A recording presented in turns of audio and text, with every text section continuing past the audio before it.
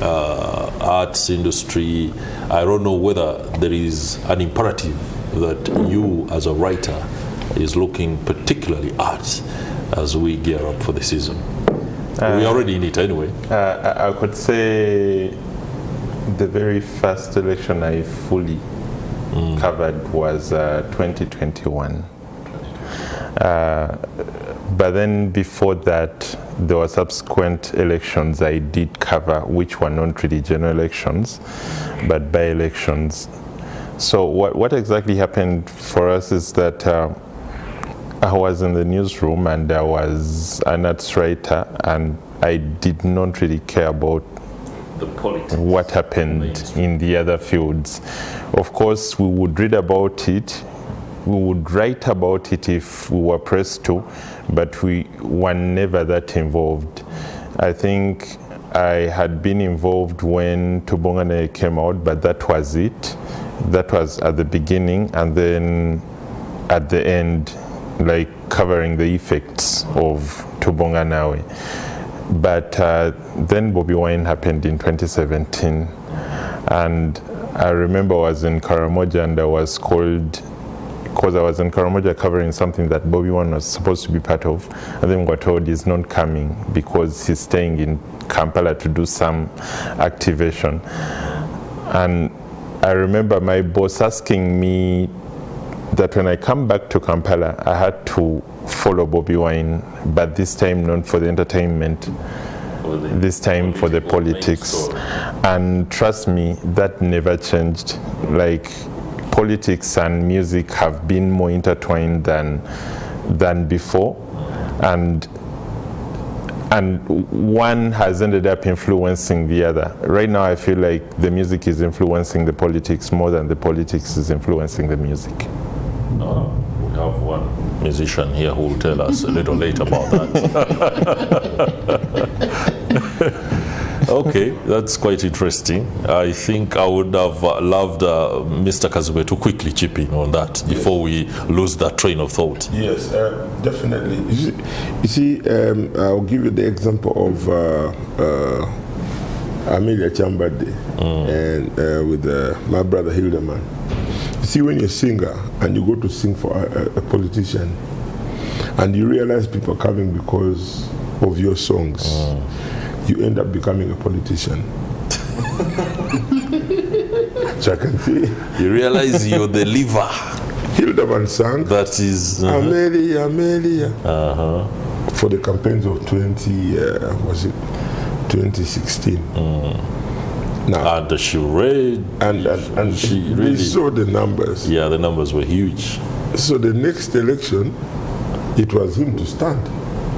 Because he had come face to face with the tactic that could work. Yes, and you see, he was paid to sing that song to praise the politician. Now, you see, when you realize that it is mobilized, it's a mobilization tool.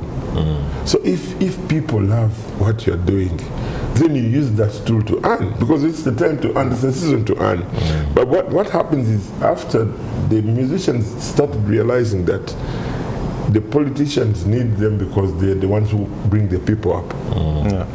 So when they realized that, then they said, I think we can also say something to the people. That is right. That's why it has ended like that. And most musicians,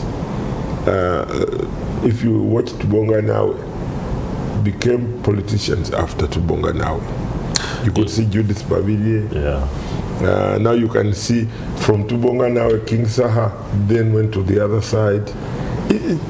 It's a tool, but I told you it's a double-edged tool. The double-edged sword and tool. Yes. Okay, that's interesting. Personally, I feel like one of the dangers we face as an industry is, yes, music is a tool and music is a business, but at times we forget the fact that music is very spiritual. Yes. Like when you're singing to the people, you're basically selling your soul to them, your thoughts and everything. Wow. When you endorse a message, the belief is that you're endorsing something you believe in.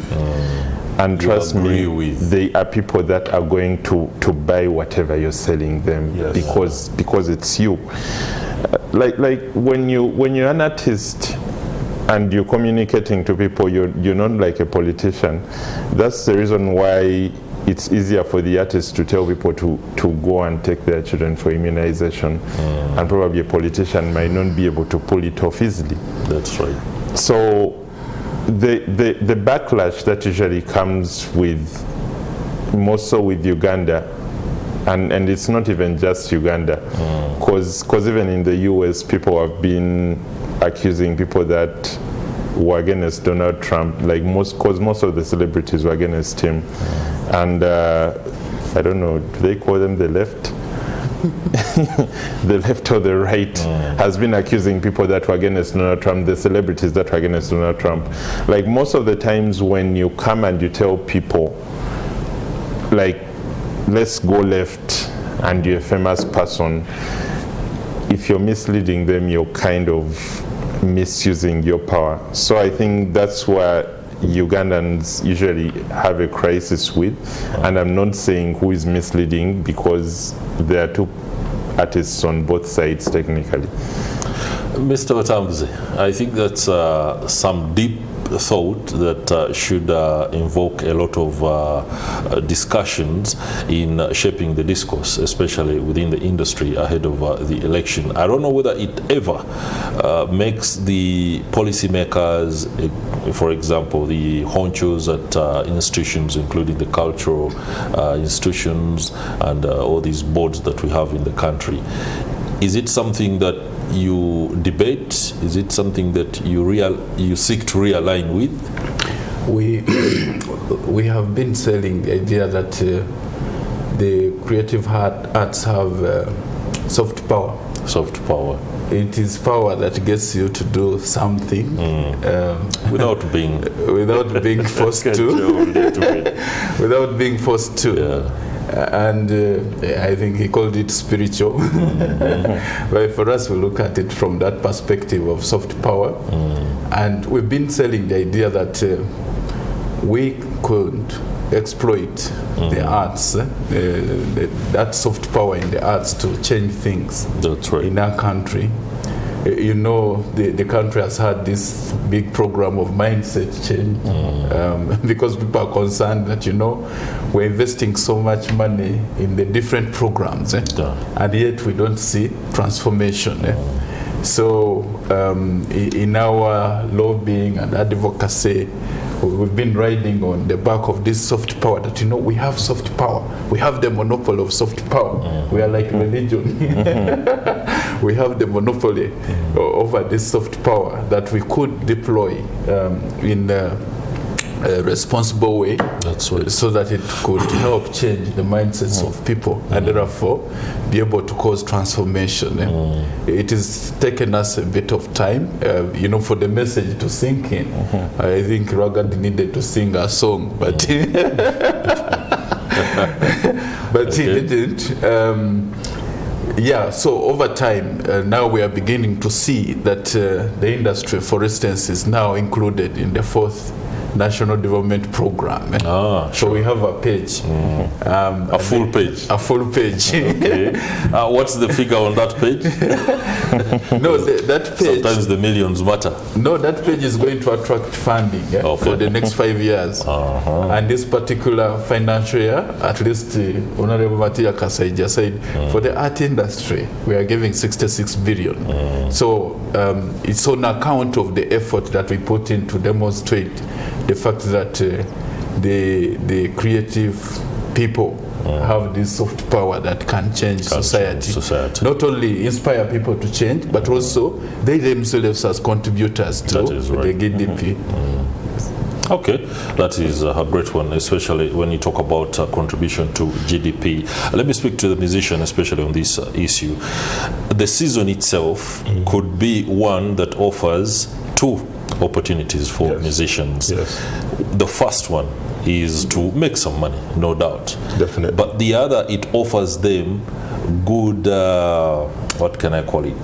Soul capital, so to speak, because you begin to think about creating music. creating messages that are aligned to your political inclination or the people you need to work for. Yes. I think it's important to look at it that way. There are those who are simply going to make money. They've already done the music that the people like. You can play it at a concert. But there are those who are being told, can you craft something for me? It offers some new leverage, especially when it comes to making music. I'm afraid we're going to have to go for a break, but we shall return and go straight into that submission from Mr. Kazibwe when that break is done. Do stay with us. Interesting discussion off air, but of course those are sentiments that you're going to be hearing as we return, and it's the Kickstarter this Friday. We are looking at the arts industry, electoral consciousness, especially as we gear up for the 2026 general election.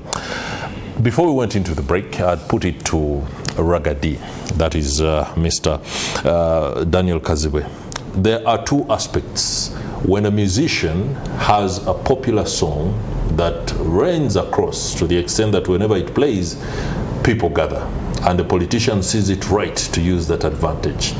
However, there are those who are being asked specifically to go onto projects that are political, create some kind of slogan, a hit, an anthem that can basically boost my likability and of course a presence within the population. Those are two different things, and many artists can take advantage of that.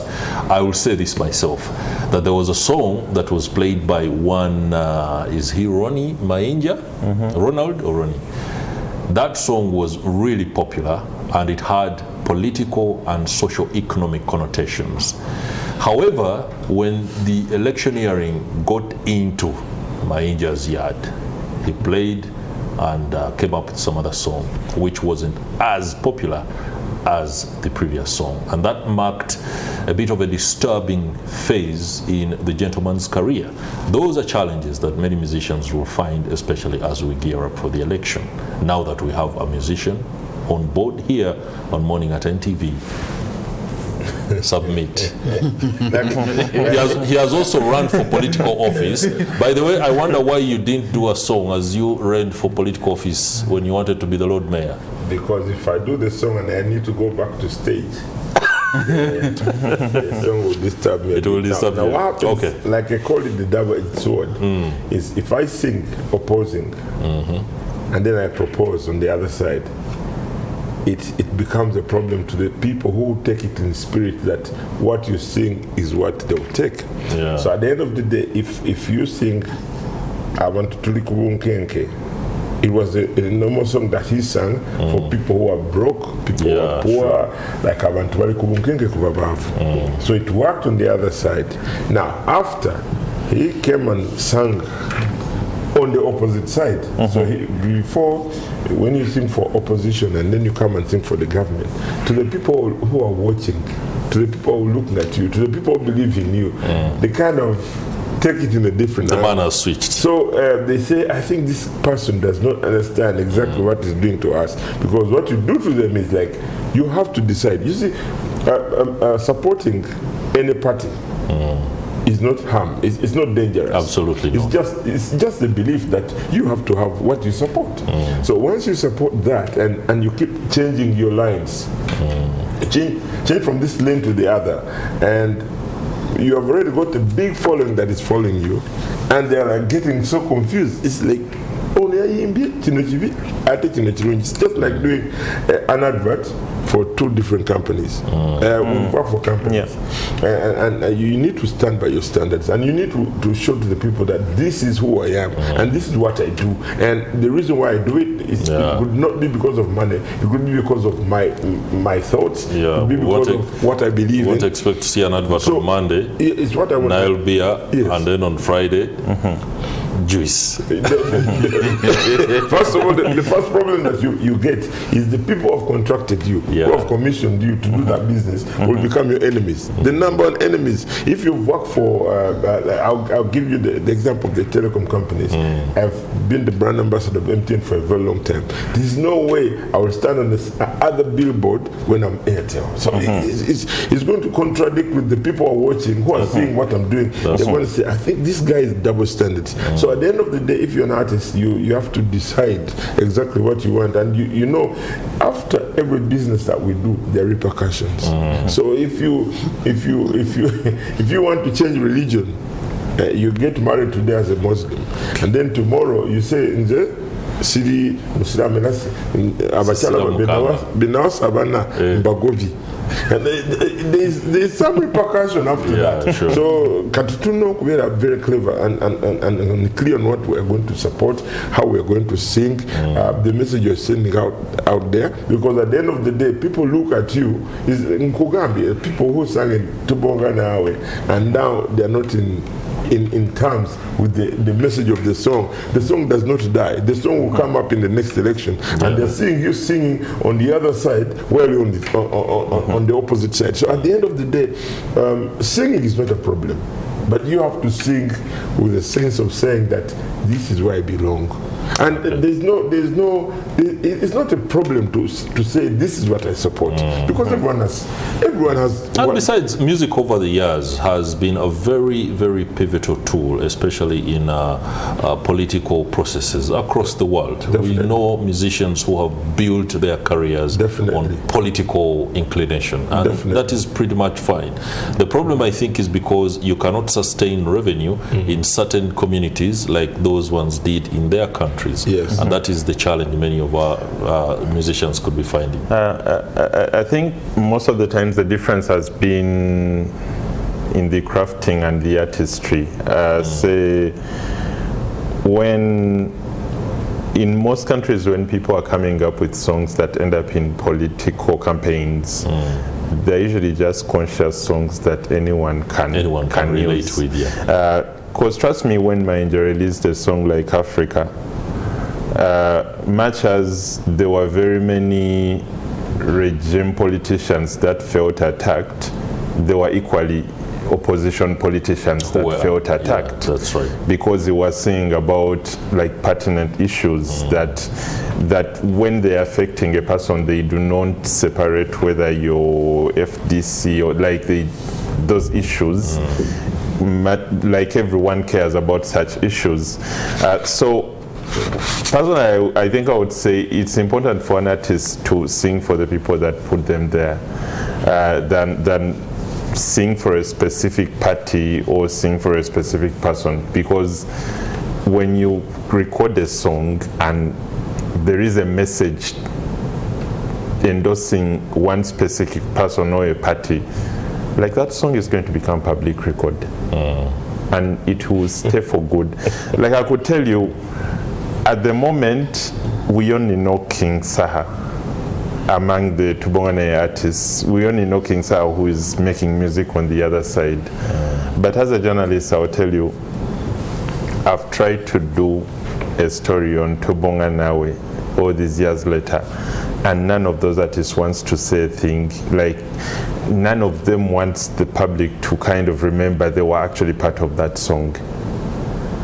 Wow.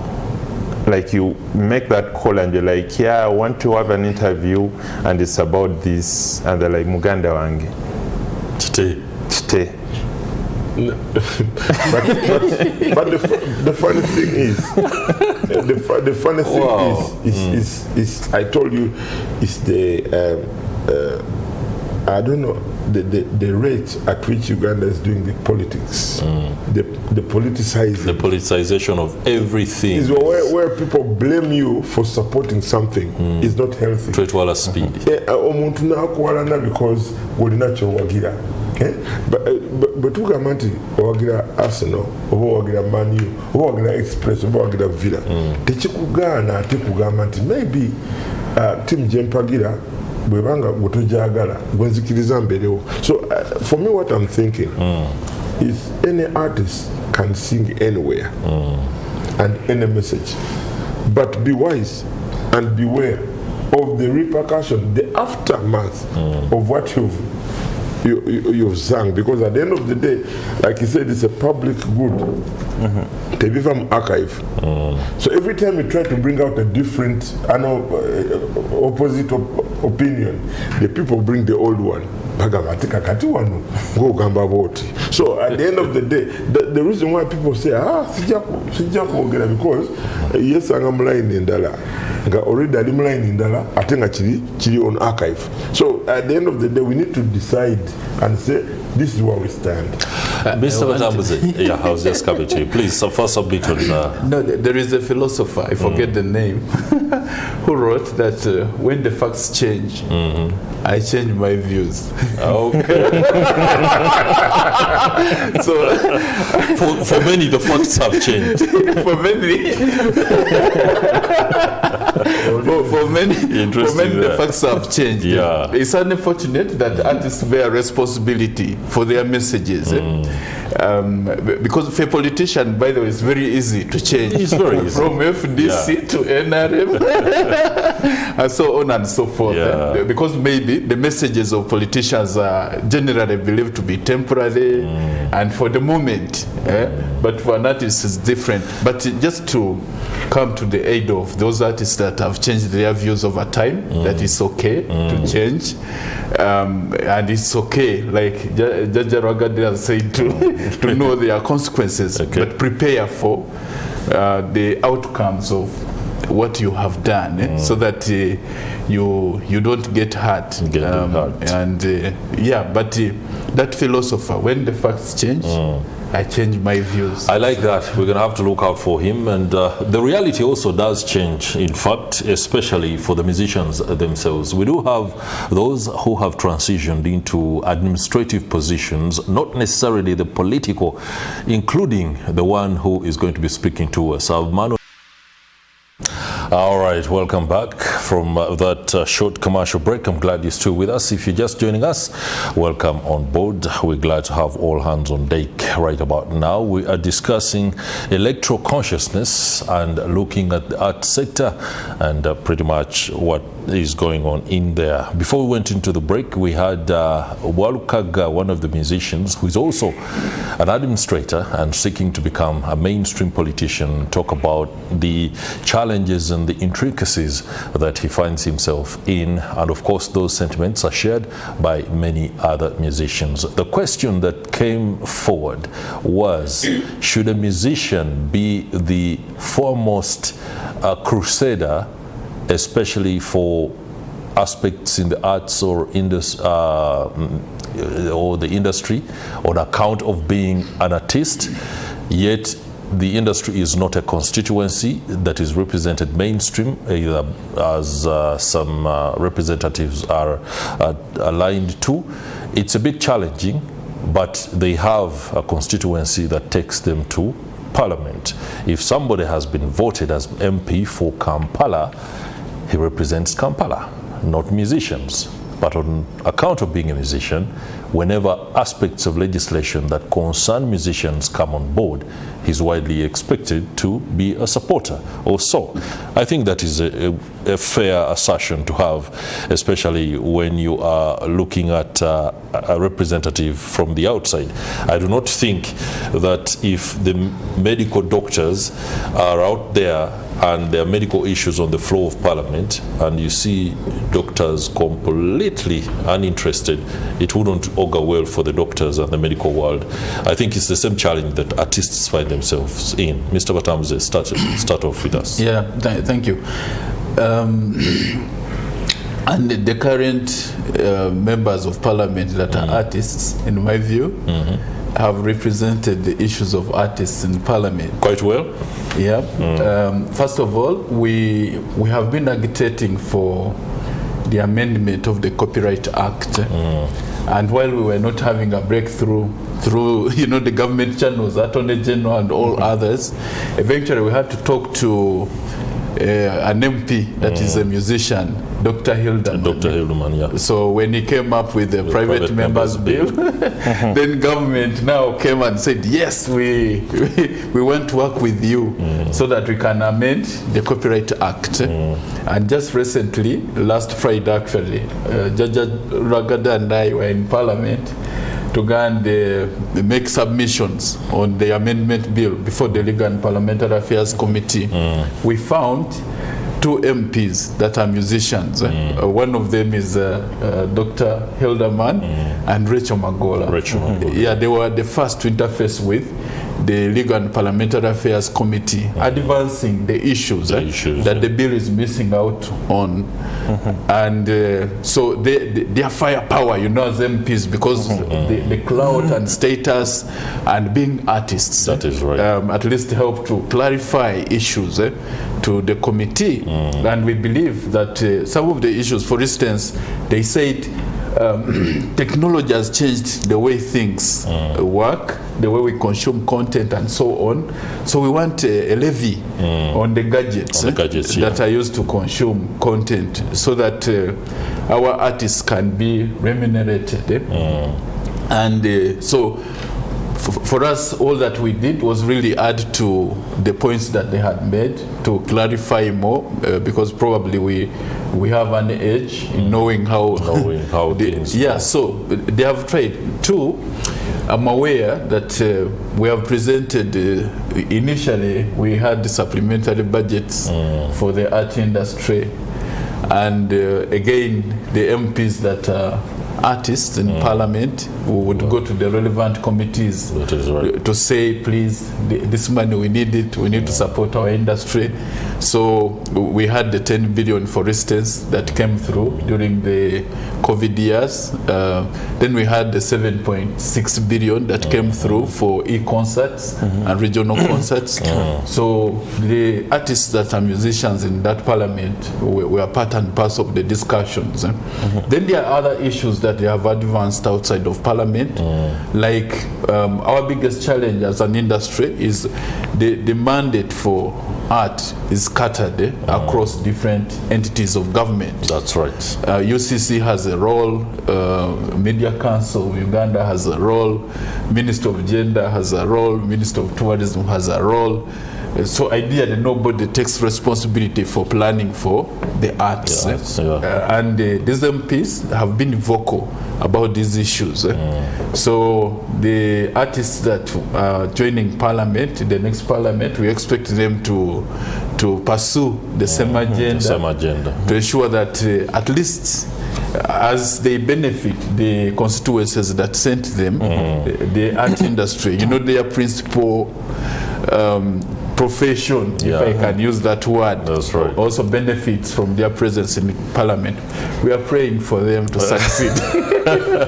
Though interestingly, I deduct that the scorecard for the artists who are legislators is largely leaning towards their profession, and I don't know whether that same scorecard could look as good on the other part of the constituents. It's a challenge, and when it comes to who will be elected back, maybe we could get a little disturbed on why he hasn't returned, despite the fact that he has what appears to be a good scorecard. But Mr.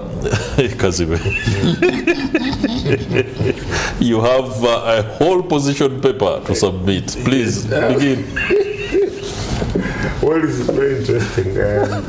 But what I would like to tell you that the music industry does not need a constituency in Parliament.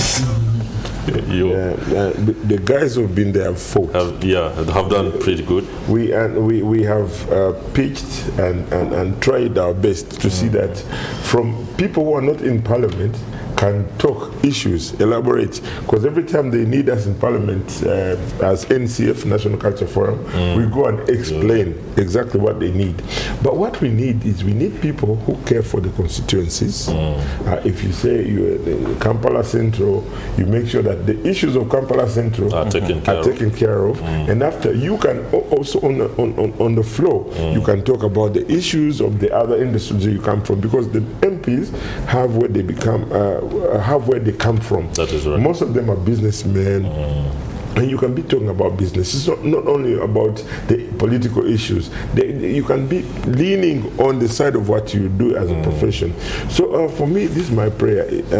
We need to think about the industries where we come from, but also we need to think about the constituencies where we represent the people. So for me, my take is the creative sector decided dividing itself and approaching the political positions because it was a dead end. So when we realized that the copyright was not working, we realized the shows were not working, we said, you know what, we are seeing people earning money in parliament, seeing people earning money in administration. So that's how people ended up getting into politics. But politics is a different game. Politics needs two things.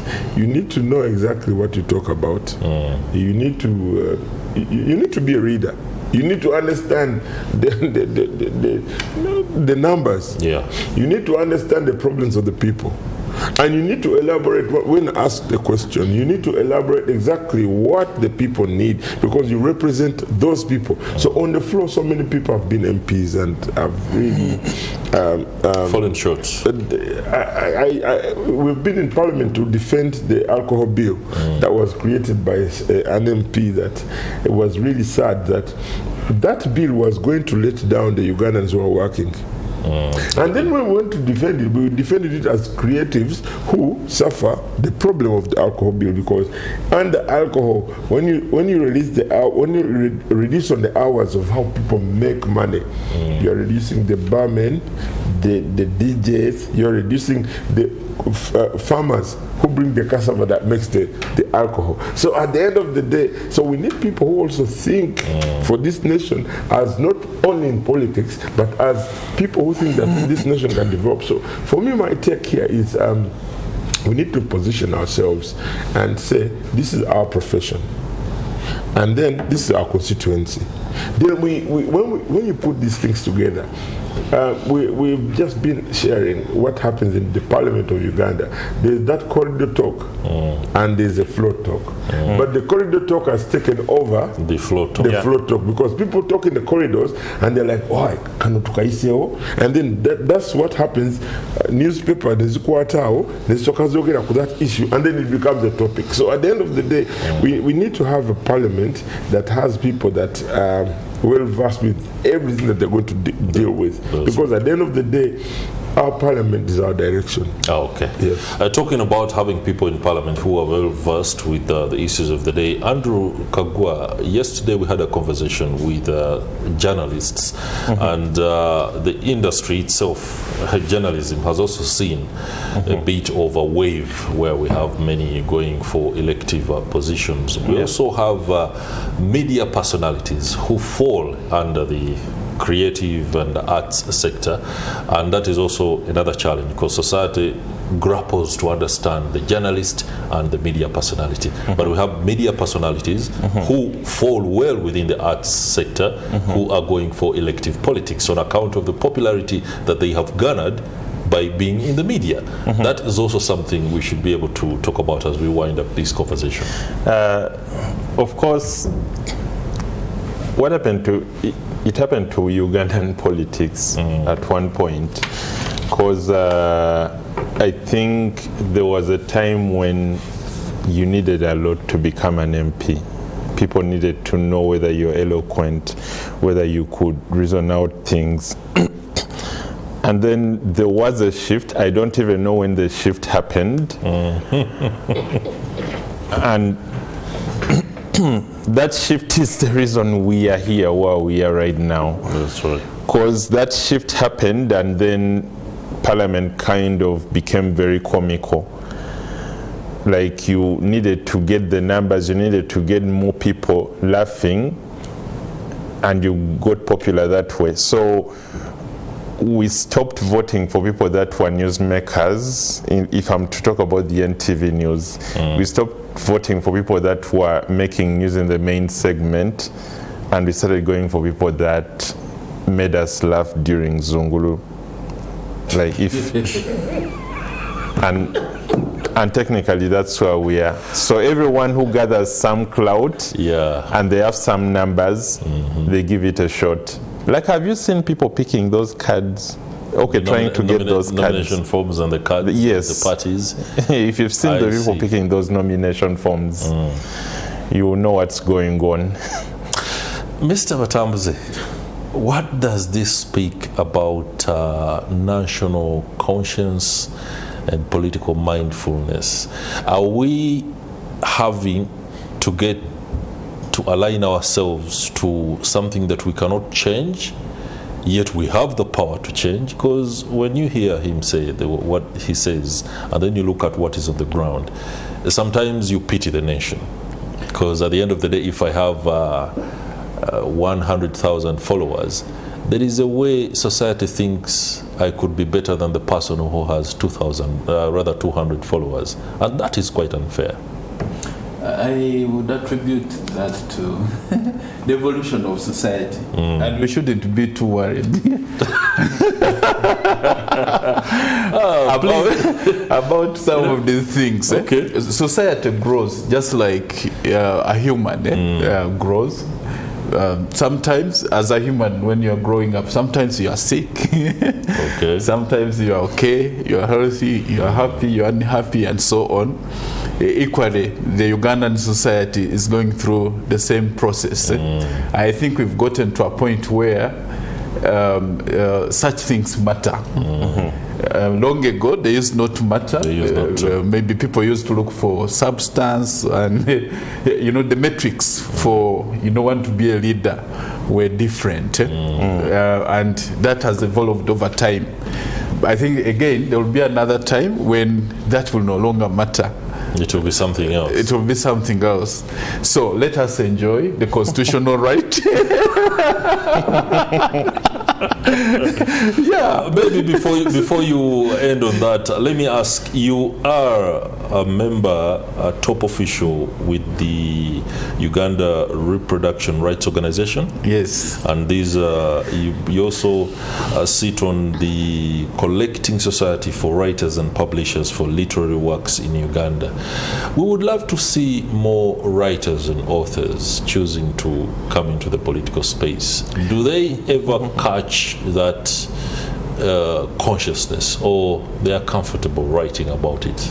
No, many of them are competing actually for elective politics. Sure. Yes. Okay. All professions somehow have been attracted to the politics, the positions, That's right. electioneering and so on. All professions, not only journalists and musicians, but even writers, painters, everybody that think they can articulate and represent the interests of the people better than, say, the incumbent or the person who has been there. That's right. Many of them are taking forms and wanting to represent the public. Stella Nyanzi. Stella Nyanzi. She's a writer. She's a writer, and I think her writing got her into some trouble. A bit of trouble. Yes. If it hadn't, maybe she would be running for election. Yeah, but remember, she competed with the Malende at the time. Yes. Yeah.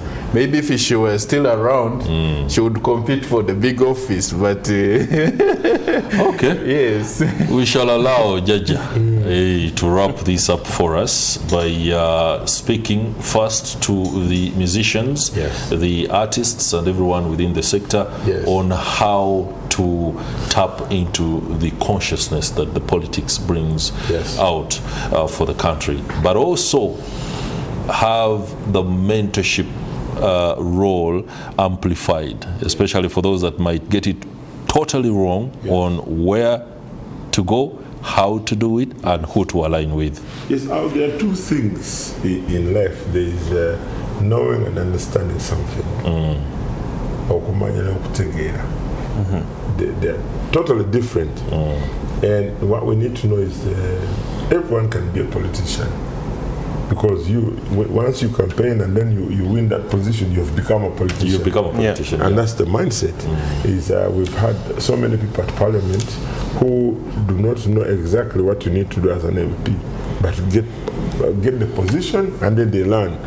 I think the whole thing is the mindset of the people. How people have elected, who they elect, who wins. And once you win, maybe you learn by the mistakes that you do, or you learn by the people that you find in office. But for me, this is my prayer.